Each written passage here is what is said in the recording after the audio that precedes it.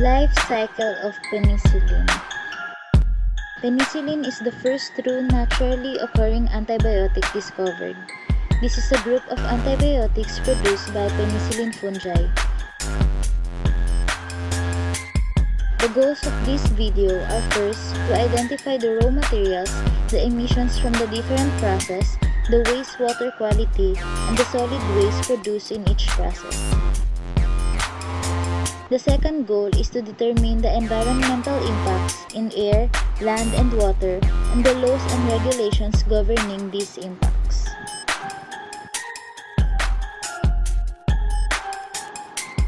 The scopes covered in this video are production of penicillin V antibiotic from penicillin chrysogenome, the raw materials, wastewater handling, quality control, and packaging. The limitations of this study are processing of raw materials, wastewater treatment, materials recovery facility, and packaging of the finished products.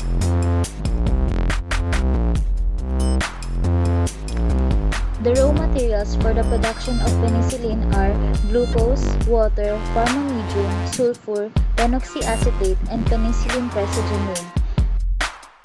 Coal is used as an energy source, which emits harmful chemicals such as SOx, NOx, COx, and VAH.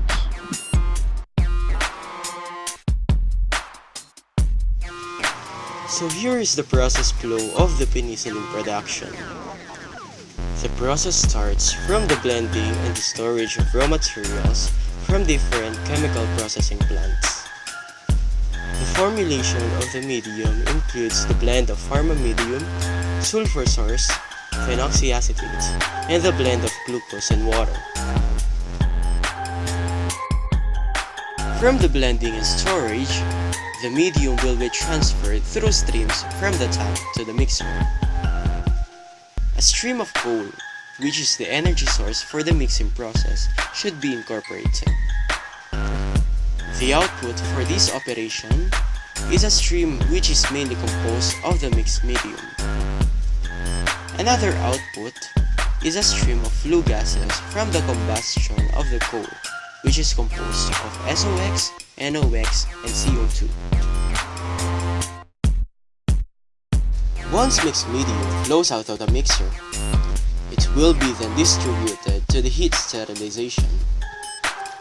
This will also be needing a stream of coal as an energy source. The output stream will then be the sterilized medium. Another output is a stream of flue gases from the combustion of the coal, which is composed of SOx, NOx, and CO2. Fermentation should be taken place in a fermentation tank. The sterilized medium will be the input in the fermentation process, together with the penicillin chrysogenome from the seed culture. Another stream, which is composed of compressed air, must be incorporated in the process. A stream of coal is needed for the compression of air as an energy source. The output of the process is a stream composed of the mixture of unconsumed medium, penicillin, and the fungus. The emissions for the compressor includes the combustion flue gases such as SOx, NOx, and CO2. Exhaust air and steam from the fermentation are also categorized to the air emissions. In order to remove the spent fungus, the mixture of medium, penicillin, and fungus must be subjected to the rotary vacuum filter. Wash water is being used in order to proceed the separation.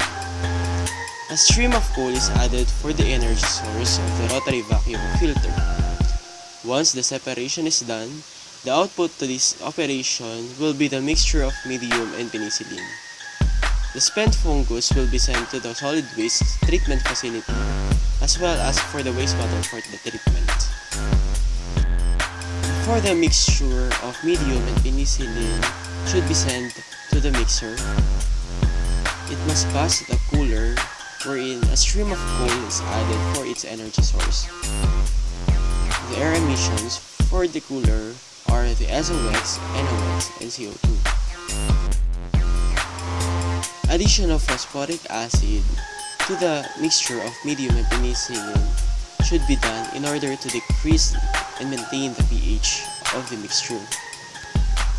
Stream of coal is also added as for the energy source. The output for this operation is the medium, the penicillin, and the phosphoric acid mixture. SOx, NOx, and CO2 are the air emissions from the combustion of the coal. The mixture of the medium, penicillin, and phosphoric acid should be passed on to centrifugal extractor in order to separate the penicillin from the solution. The addition of butyl acetate should be done and should be mixed together with the recycled stream from the basket centrifuge. The mixed stream should be entering the centrifugal extractor. A stream of coal should be added for both centrifugal extractor and mixer as their energy source. The output for the centrifugal extractor are the mixture of penicillin and acetate solution. The air emissions from the centrifugal extractor and mixer are the flue gases from the combustion of coal. The wastewater from the centrifugal extractor is composed of spent solutions. The wastewater parameters that have been affected by these wastewater and spent solutions are the wastewater TSS, TDS, and BOD. From the centrifugal extractor, the output stream will now be entering the re-extractor crystallizer. The mixture of penicillin plus acetate solution will be mixed with phosphate buffer, chloroform solution, and ether solution. A stream of coal is added for its energy source. The output for this stream is the mixture of penicillin, acetate solution, phosphate buffer, chloroform solution, and ether solution. The air emissions from the re-extractor crystallizer are SOx, NOx, and CO2, while the wastewater from the re-extractor crystallizer are the spent solutions. The wastewater parameters that have been affected by the spent solutions are the wastewater TSS, TDS, and BOD. The extracted and crystallized penicillin should now be entering the basket centrifuge in order to produce a wet penicillin sodium salt through the addition of sodium bicarbonate. A stream of coal is added for its energy source. The air emissions for the basket centrifuge are the flue gases which comes from the combustion of coal, which are the SOx, NOx, and CO2. The wastewater from the basket centrifuge are the spent ether solutions. The parameters affected by the wastewater are the wastewater TDS and BOD. Another output from the basket centrifuge is a recycled stream, which is then entering the mixture together with the butyl acetate.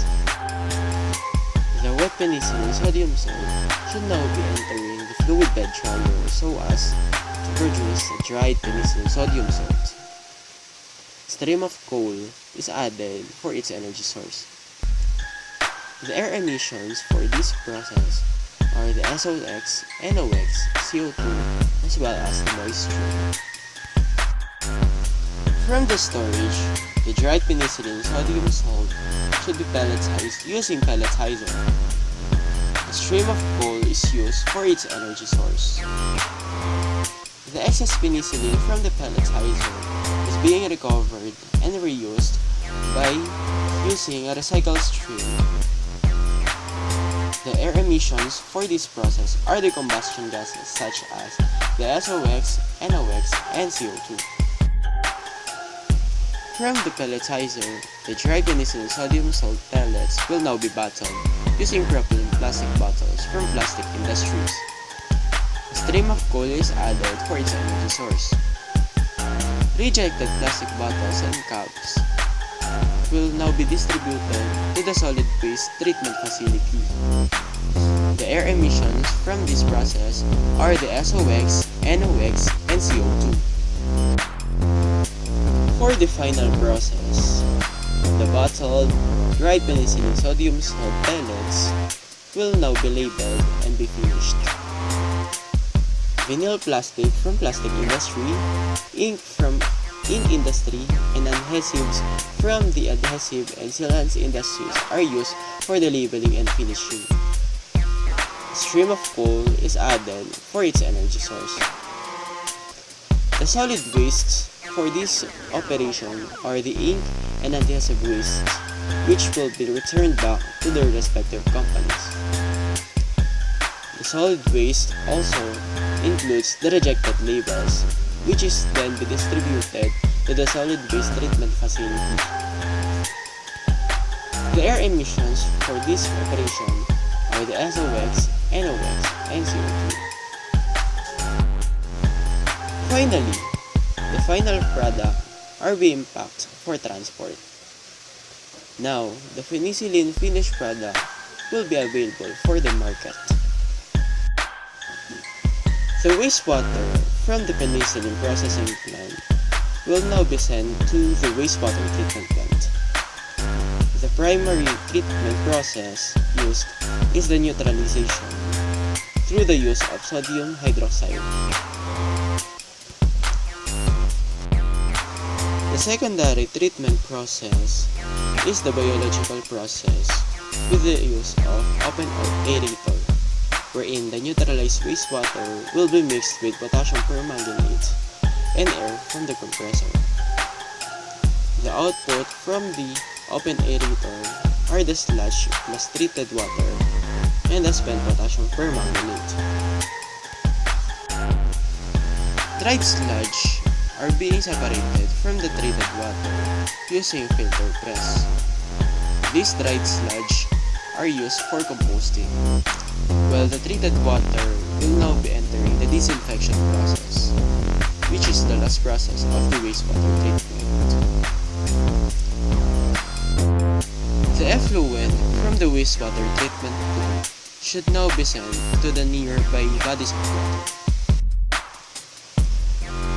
The solid wastes from the penicillin processing plant are now being sent to the solid waste treatment facility. These solid wastes are being categorized as non-hazardous and hazardous wastes. The non-hazardous wastes are being stored before it will be sent to the sanitary landfill. The hazardous waste will now be pre-treated before it will be sent to hazardous waste treatment plant by sterilization or UV irradiation.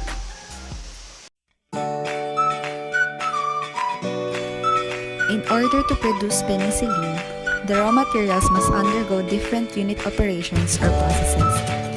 These processes, of course, produce wastes in which different environmental parameters are being affected. The parameters affected consequently have impacts that violate environmental rules and regulations. The first process involves mixer 1, wherein the mixing of medium and glucose takes place. The wastes produced are SOx, NOx, and CO2, and the main parameter affected is air quality. Environmental impact of SOx includes formation of photochemical smog and acid rain. For NOx, photochemical smog is also produced and eutrophication occurs. CO2, on the other hand, causes asphyxiation and global warming. The main law violated by these environmental impacts is Philippine Clean Air Act of 1999, that is also known as RA 8749. The aforementioned wastes, parameter affected, environmental impacts, and violated law also apply to all other succeeding processes such as in-heat sterilizer, compressor, fermentation tank, cooler, mixer 2, mixer 3, fluid bed dryer, and pelletizer. The fifth process involves the use of rotary vacuum filter in which the removal of fungus and other impurities occur. SOx, NOx, and CO2 are still produced. Air quality is affected, and the same impacts happen, with RA 8749 being the main law involved. Wastes produced from the rotary vacuum filter are the recovered fungus and other impurities that are hazardous. This can cause infection and may violate RA 9003 or Ecological Solid Waste Management Act of 2000. The ninth process uses centrifugal extractor. This step aims to separate the solid waste from the liquid containing penicillin. Aside from producing SOx, NOx, and CO2, this process also produces spent solutions which affect TSS or total suspended solids, TDS or total dissolved solids, and BOD or biological oxygen demand. TSS reduces visibility and absorbs light, which increase temperature and reduce photosynthesis. TDS reduces water clarity, contributes to decrease in photosynthesis, combines with toxic compounds and heavy metals, and lead to an increase in water temperature. BOD, on the other hand, causes eutrophication. TSS, TDS, and BOD fall under Philippine Clean Water Act of 2004 or RA 9275. The 11th process uses basket centrifuge wherein sodium bicarbonate is added to obtain penicillin sodium salt. Aside from producing SOx, NOx, and CO2, this process also produces spent ether solution. The parameters affected are TSS, TDS, BOD, and odor. The environmental laws involved in this process are RA 8749 and RA 9275. The 14th process is bottling, which produces SOx, NOx, CO2, and bottles and caps. The bottles and caps affect land space and may cause soil and groundwater contamination when not addressed properly. RA 9003 is again involved in this process together with RA 8749. The 15th and final processes are labeling and finishing. SOx, NOx, and CO2 are produced in this step together with plastic labels. Land space is the parameter affected in the production of plastic labels, and this may again cause soil and groundwater contamination. The laws involved in this step are RA 8749 and RA 9003.